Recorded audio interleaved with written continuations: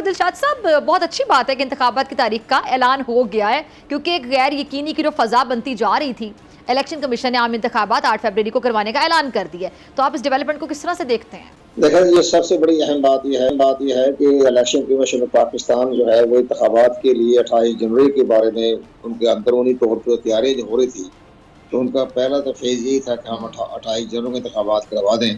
लेकिन सियासी जमातों से जो मशावरत हो रही थी उनकी कोड ऑफ कंडक्ट के हवाले से, तो उन्होंने ये तजवीज़ पेश की कि फरवरी का पहला हफ्ता जो है वो मुनासिब रहेगा, क्योंकि मौसम जो है वो जनवरी में ठीक नहीं रहता, बर्फबारी होती है, बारिशें होती है।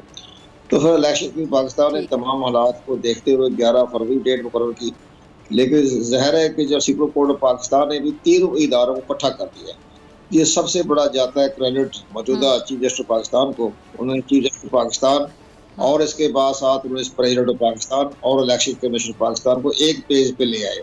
ज़ाहिर है कि पहले वो एक पेज पर नहीं थे, सदर मुल्क तारीखें देने के रवादार नहीं थे, तो लेकिन वो बार बार ख़त लिख रहे थे जिस पर इलेक्शन कमीशन पाकिस्तान स्टैंड ले गया, अखबारात में भी आता रहा और बदमज़गी पैदा हुई, बीच में लॉ मिनिस्ट्री भी आ गई, लेकिन सही फैसला ना हो सका।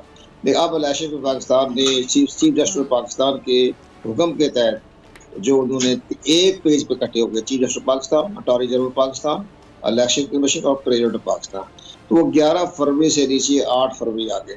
तो मैं ये बड़ा सही फैसला इसलिए मैं बता रहा हूँ आपको, ये सही फैसला है। 11 फरवरी भी था ठीक, 4 फरवरी भी ठीक थी, लेकिन 8 फरवरी जो है वो मुनासिब है, बुध का रोज़ है।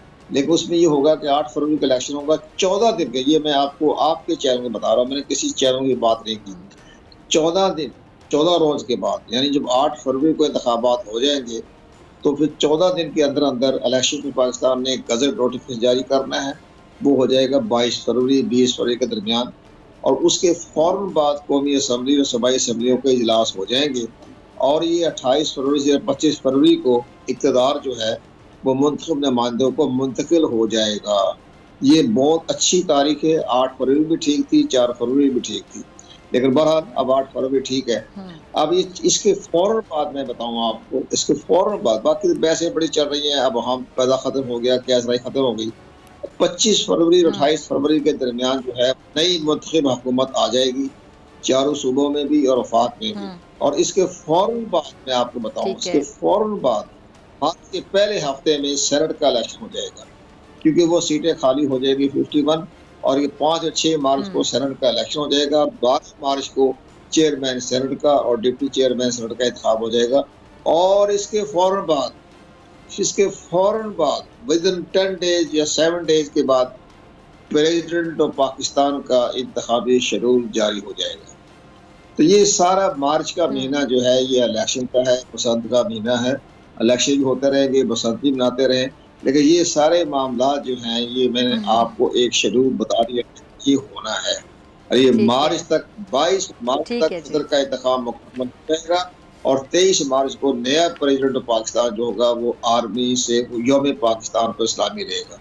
तो ये हमारा आपके चुप साथ बड़ा पुराना ताल्लुक है हमारा, तो मैंने आपको बता दिया। अच्छा कुंवर साहब, एक और बात ये कि इलेक्शन कमीशन कल रिपोर्ट जो है सुप्रीम कोर्ट में जमा करवा देगा, तो ऐसी बात की जा रही है जो कि आपको लगता है कि क्या हो सकती है कि ये जो इत्तेफाक राय के बावजूद क्या सुप्रीम कोर्ट ऑफ पाकिस्तान क्या कोई और तारीख दे सकती है, जो 8 फरवरी भी ना हो, 11 फरवरी भी ना हो, कोई और तारीख हो?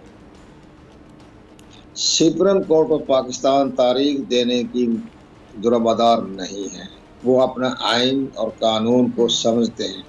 उमर अता बंदयाल साहब से गलती हुई थी, उन्होंने 14 मई की तारीख मुकर्रर कर दी थी, जिस पर इलेक्शन कमीशन पाकिस्तान ने उनकी मज़वज़ा तारीख 14 मई को मुस्तरद कर दिया था कि ये आपके दायरा इख्तियार में नहीं है, और उन्होंने उसके हवाले से चेयरमैन सेनेट और कौमी असम्बली के स्पीकर को बाकायदा 35 पेज का ख़त लिखा था, जिसमें उन्होंने ये कहा था, जिन्होंने हमारे मामलात में मुदाखलत की और उन्हें पूरी हिस्ट्री बयान करती थी कि जनाब सुप्रीम कोर्ट ऑफ पाकिस्तान हमारे हर मामले में मुदाखलत करती आ रही है। तो वो हमारे मौजूदा ऑनरेबल चीफ जस्टिस पाकिस्तान जो हैं उनका बड़ा आइन और कानून पर बड़ा इतराक है, और ये भी मैं अर्ज़ करता जाऊँ, उन्हें चीफ इलेक्शन कमीशन का बड़ा एहतराम करते हैं, मौजूदा चीफ इलेक्शन कमीशन को और मौजूदा चीफ जस्टिस पाकिस्तान। तो ये मामला बड़े खुश असलूबी तय हो गया। सुप्रीम कोर्ट ने तो बड़ा इस बारे में कुछ ऐन अपना स्टेटमेंट दे के दरख्वास्त को डिस्पोज ऑफ कर देना है। कभी ठीक है भी 8 फरवरी को इंतखाबात हो जाए। मौजूदा चीफ जस्टिस साहब जहाँ फिलासफर हैं, आइन और कानून के बारे में उन्हें बड़ा मुकम्मल इदराक है। और सबसे बड़ी अहम बात ये कि इलेक्शन कमीशन पाकिस्तान की अथॉरिटी को, रेट को हमेशा वो काबिल तहसीन समझते हैं और उसकी सपोर्ट करते हैं। एज ए जज of supreme court of Pakistan उन्होंने इलेक्शन कमीशन की बड़ी सपोर्ट की थी। तो ये मामला तो हमें नजर आ रहा है सब हर मामला खुशआइन तरीके से मामला तय हो जाएगा। ठीक है कुंवर साहब, इलेक्शन की तारीख देने का इख्तियार सदर ममलिकत का है और आज के हुक्म से पहले जब सदर साहब ने चीफ इलेक्शन कमिश्नर को मुशावरत के लिए तलब किया था वो नहीं गए थे। अगर उस टाइम मुशावरत हो जाती तो आप समझते हैं मामला बहुत पहले हल हो चुका होता? वो मशावरत में सदर साहब को नहीं खत लिखना चाहिए था। सदर ममलकत को पता था कि इलेक्शन कमीशन जो है वो सेक्शन 57 जो है इलेक्शन एक्ट का उसका सहारा लेते हुए मशावरत नहीं करेगा। उसमें लिखा हुआ था कि इलेक्शन की तारीख देना इलेक्शन पाकिस्तान को इख्तियार दिया गया था। पार्लियामेंट ने सेक्शन 57 में तरमीम करने के बाद उस लिहाज से इलेक्शन कमीशन पाकिस्तान भी अपनी जगह पर दुरुस्त था और प्रेसिडेंट पाकिस्तान पर सियासी दबाव था, उनकी पार्टी की तरफ से भी दबाव था। तो उन्होंने चारों तरफ को देखते हुए खत लिख दिया। उस खत को इलेक्शन कमीशन ने मुस्तरद कर दिया। तो उन्होंने उसके बाद मामूलत हासिल करने के लिए लॉ मिनिस्ट्री से रजू किया। तो लॉ मिनिस्ट्री ने भी सदर ममलकत के मौक़िफ़ को मुस्तरद कर दिया। तो बहरहाल बाद में फिर उन्होंने सदर ममलकत ने हालात का जायजा लेते हुए तजवीज़ की शक्ल में दिया कि जी मैं 8 नवंबर को जो है वो तारीख मुकर्रर करता हूँ इलेक्शन की।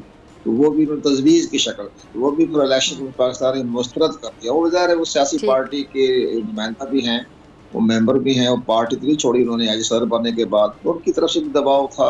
उन्होंने चारों तरफ से निगाह रखने के बाद बड़ी जहांदीदा सदर हैं पाकिस्तान के, तो मुदब्बर सियासतदान हैं। हम इनकी बड़ी कदर करते हैं। सदर पाकिस्तान बड़े मुदब्बर सियासतदान हैं। वो हालात के मुताबिक उन्होंने सही फैसला उस बीच से सही किया था अपनी पार्टी को खुश करने के लिए। आज उन्होंने इलेक्शन कमीशन पाकिस्तान का भी मान रख लिया और इलेक्शन कमीशन पाकिस्तान ने भी उनका मान रख लिया। जो डेट देते हैं 8 फरवरी वो तस्लीम कर लिया। तो ये सारे मामले एक पेज पे इकट्ठे हो गए। अभी इंतखाबात करवाएं और जैसे मैंने आपसे गुजारिश की है कि मुझे उम्मीद है कि 25 फरवरी के लगभग नई मुंतखब हुकूमत आ जाएगी, इलेक्शन गवर्नमेंट। अगर आपको ये वीडियो पसंद आई तो सब्सक्राइब करें और बेल आइकन पर क्लिक करें। सब्सक्राइब करें और बेल दबाएं ताकि कोई खबर रह न जाए।